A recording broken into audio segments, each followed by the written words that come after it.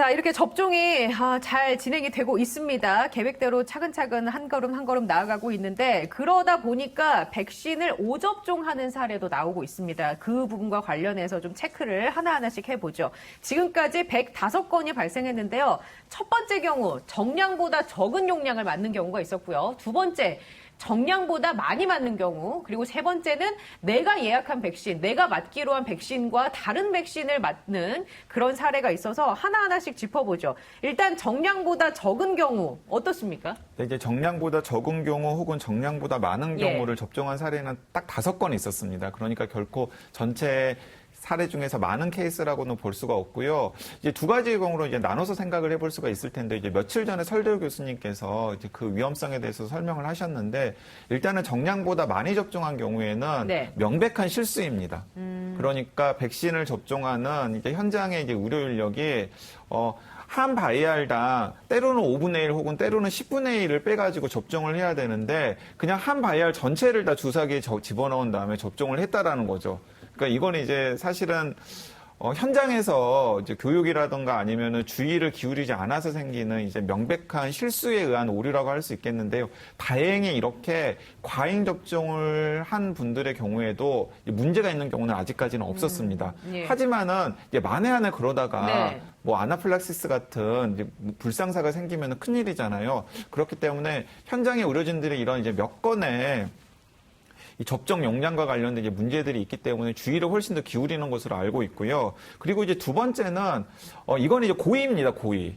그러니까 이제 인천에 이제 한 백신 위탁 의료기관에서 이제 현장에 이제 의사가 판단을 해서 몸 상태가 좋지 않거나 혹은 몸이 약한 분들에 대해서 백신의 양을 의도적으로 절반 정도로 줄여가지고 접종을 한 거예요. 지침과는 상관없이 지침과는 상관없이 판단대로. 그러니까 본인의 판단대로. 그러니까 이제 그도 나름대로의 그분도 나름대로의 판단의 근거는 있습니다. 왜냐하면 아스트라제네카에서 임상 시험을 할 때 1차 백신 접종 용량을 반으로 줄였고 그다음에 2차는 정량을 했을 때 효과가 더 좋았다라고 하는 임상 시험의 일부 결과가 있었거든요. 그러니까 이제 아마 그런 것들을 접하신 다음에 백신 접종을 하러 온 분들이 뭔가 몸이 약하거나 아니면 여러 가지 본인의 어려움을 호소를 하니까 그러면 반만 합시다라고 판단을 내렸던 것 같아요. 그런데 사실은 이게 지금 국가 백신 접종이잖아요. 그렇기 때문에 현장의 의료진이 임의로 판단을 해가지고 그래서는 안 되는 거거든요. 근데 만약에 제약사에서 혹은 우리나라에서 자체적으로 뭐 아스트라제네카나 화이자나 모더나의 이상 반응이 많으니까 용량을 절반만 줄여가지고 접종을 했는데도 사실은 백신 접종 후에 보호 효과가 크게 차이가 안 난다라는 어떤 근거가 있다 그러면은 그리고 그런 근거를 토대로 방역 당국이 현장에서 뭐 백신 접종량을 줄일 수도 있다라고 지침을 줬다 그러면은 이제 그 지침을 따르는 게 맞지만은 이거 현장에 있는 의료진이 자의적으로 판단하는 것은 지금 국가 백신 접종을 하고 있는 상황에서는 좀 잘못된 판단이었다라는 거죠. 그래서 이제 그런 부분들이 이제 5건 정도인데 이건 뉴스로 많이 보도가 되었고 또 현장의 의료진들에게 보건소라든가 방역 당국이 명확하게 주의를 주고 있기 때문에 많이 개선되리라는 생각이 들고요. 제가 몇몇 백신 접종 위탁 의료기관을 이제 둘러봤습니다. 그런데 가장 문제가 되는 것은 뭐냐면 이게 이제 90건으로 전체 오접종의 85.7%를 차지하고 있는데요. 접종 대상자 오류입니다. 대상자 오류? 네, 그렇습니다. 그러니까 지금 현재 30세 미만에게는 아스트라제네카 백신을 접종해서는 안 돼요.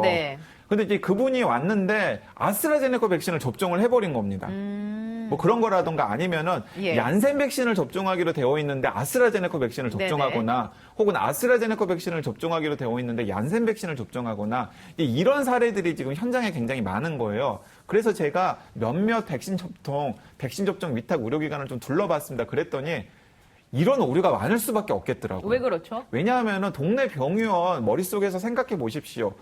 의사 1명이나 2명 그리고 간호사 2명이나 4명 정도가 한 병원에 있잖아요. 그리고 병원 공간 동선도 그렇게 넓지 않습니다. 근데 되게 딱 들어가면은 얀센 팻말을 붙여놨고요. 아스트라제네카 팻말을 붙여놨어요. 그런데 이제 두 가지 경우가 있는 겁니다. 백신 접종 대상자가 자기는 아스트라제네카를 접종해야 되는데 그냥 크게 신경 쓰지 않고 얀센 줄에 서는 거예요. 그냥 백신을 맞으러 왔으니까 그냥 아무 데나 가서 쓸 수도 있죠. 네, 그러면은 이제 그분은 얀센을 맞게 되는 겁니다. 근데 뭐 사전에 문진이나 사전에 이제 스크리닝 문진이라든가 네. 이런 걸 하는데 그 과정에서 걸러지지 않으면은 얀센을 접종하게 되는 거예요. 그리고 이제 간호사들 현장의 의료 인력도 참 여러 가지 고충이 많을 것 같다는 생각이 드는데 일단 지금도 지금 헷갈리는 상황이에요. 이 환자는 얀센, 이 환자는 아스트라제네카 그것도 따로따로 시간대에 오는 것도 아니고 같이 와요. 그러면은 A 환자가 얀센인지 혹은 B 환자가 아스트라제네카인지를 헷갈리는 거예요. 그러면은 아스트라제네카를 이렇게 빼가지고 얀센 환자에게 이제 집어넣을 수도 있는 거죠. 네. 이런 일들이 생길 수가 있고요. 이제 더 큰 문제는 이제 걱정이 되는데 7월, 8월부터는 아스트라제네카, 얀센, 화이자, 모더나를 다 접종을 해요. 종류가 많아지죠. 종류가 많아집니다. 화이자는 좀 시간이 걸릴 것 같습니다만 모더나 같은 경우에는 일반 병원에서도 접종을 하거든요. 그러면 아스트라제네카, 얀센, 모더나 세 가지를 이렇게 나눠가지고 오는 사람마다 접종을 해야 되는데 당연히 이런 접종 대상자에 따른 오류는 많아질 수밖에 없을 것 같다는 생각이 듭니다. 현장의 어려움을 강 기자가 취재 그 뒷 얘기를 해줬는데 교수님 이 상황이 발생했습니다. 이거 어떻게 우리가 바라봐야 할까요?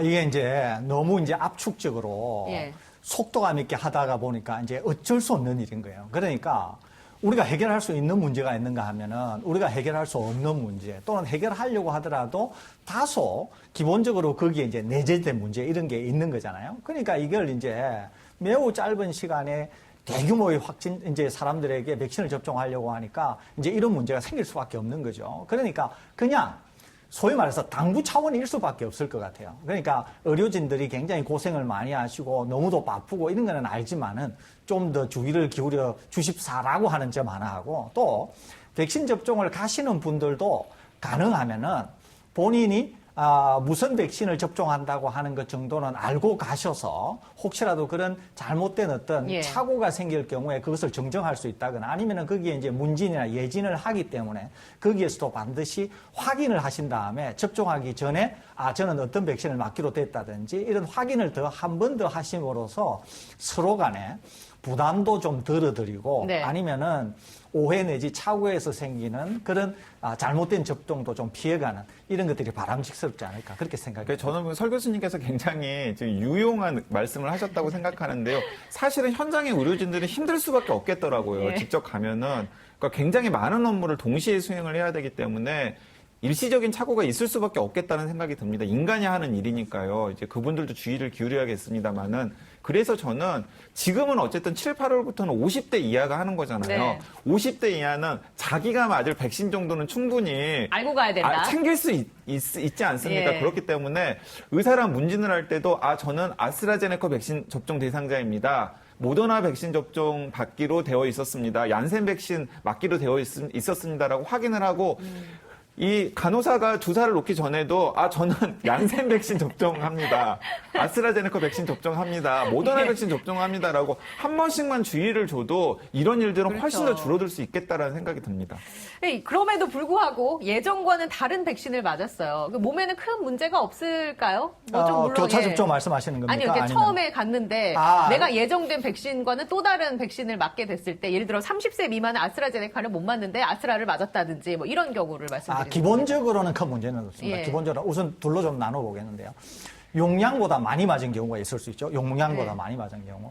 약은 용량보다 많이 드시게 될 경우에는 상당히 위험할 수 있습니다. 약은. 그런데 백신은 좀 다릅니다. 백신은 그 자체가 면역을 만드는 거기 때문에 다소 과량 투입된다고 하더라도 큰 문제는 없습니다. 다만 단기간으로 확인하는 절차는 필요해요. 그렇기 때문에 그 단기간 확인하는 절차 동안에 큰 문제가 없으면은 이후에는 별로 문제가 없다. 이렇게 이해하시면 됩니다. 또는 다른 백신을 맞았다. 그러면은 예컨대 30대가 아스트라제네카나 얀센을 못 맞도록 되어 있는데 맞으면은 맞는다고 혈전이 생긴다. 뭐 놀랄 수 있는 거잖아요. 그런데 아시다시피 우리나라에서 혈전이 1000만 명당 2명 정도 생긴 거기 때문에 굉장히 낮다는 거죠. 그러니까 내가 대상은 아닌데 그 백신을 맞았다고 해서 깜짝 놀랄 일은 아닙니다. 다만 주어진 관찰 기간, 적어도 30분 이내의 관찰 기간, 또 3일 이내의 관찰 기간에는 다소 주의를 기울일 필요는 있다. 특히 더 집중적인 주의를 기울일 필요는 있다 정도로 이해하시면 됩니다. 또 군에서 일어났던 사고인데 군의 어떤 병원에서 백신 접종을 쭉 하다가 이 화이자 백신은 원래 식염수 또는 0.9% NaCl 그러니까 네. 소금 용액으로 되어 있는 걸로 희석을 한 다음에 접종을 하도록 되어 있거든요. 예. 그런데 이 병원에서 꼼꼼히 기록을 해서 어떻게 누가 어떻게 맞았다고 하는 거는 기록이 되어 있었나 봐요. 그러는데 희석 용액을 백신인 줄 알고 접종한 사례가 있었습니다. 그러는데 이게 이제 그 주변에 해당하는 사람이 21명이라서 21명에게 재접종을 했다는 거죠. 네. 그러니까 식염수를 맞은 사람은 6명인데 21명이 맞았으니까 15명은 2번을 맞은 네. 거잖아요. 이것도 전혀 문제는 없다는 거죠. 그렇기 때문에 예. 이런 일들은 집중적으로 백신을 접종하게 되면 생길 수 있는 일인데 백신은 약과 달리 약간 오버도즈, 그러니까 약간 용량이 많아도 크게 문제가 없다고 하는 점. 다만 관찰 기간에서는 좀 더 예의 관찰해야 된다는 거. 관찰 기간을 벗어나게 될 경우에는 전혀 문제가 없는 것이기 때문에